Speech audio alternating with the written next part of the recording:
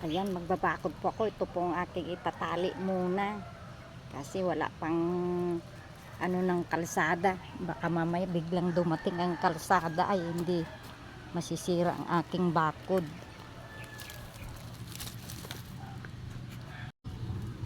Ayan nga, bumababa na si Manang Biday. Magbabakod na ng straw.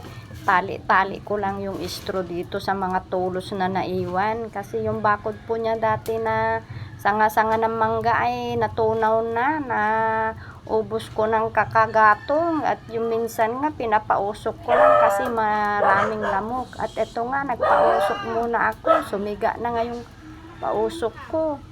Lumiyab na, hindi na po pausok yan. Sinisiga na po.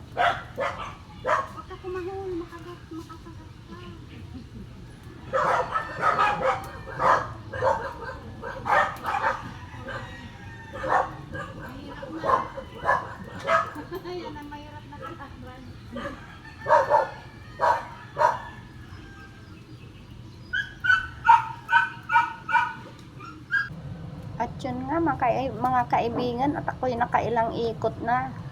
Nandito na po ako sa dulot, papatapos na po itong aking tinatalian ng straw. Nagkasya naman po yung straw ni recycle ko. Ayan, at lahat po ng tulos dyan ay pinagkabit-kabit ko na po yung straw para matalian lang.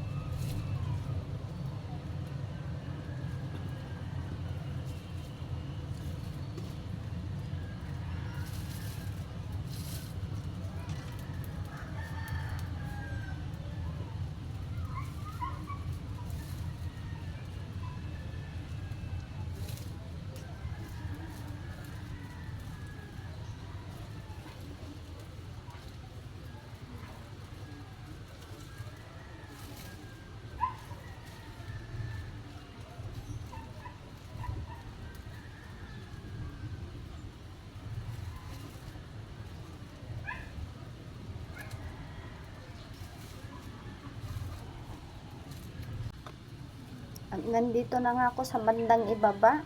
Lalagyan ko rin dito sa ibaba para hindi makalusot yung aso. Pag lulusot dyan, tatalian na yung liig niya dyan.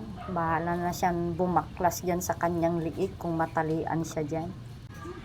At tapos na nga ako mga kaibigan. Kinukuha ko tong napulot kong tsinelas. Oh, magkaiba po yung dahon. Pero maayos pa. Pwede pa pong ipang lakad dito sa bundok. Ay, hirap po magbukid. Ay, nagbabakod po ako. Straw po ang ginagamit ko kaya walang makuhang kahoy. Hindi ko po kaya magtabas-tabas kaya straw yung ginamit ko.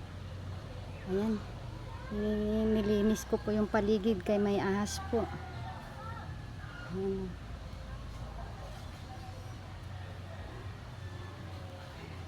Tinanggal ko na po yung ibang halaman. Ayan, nagpapausok po ako.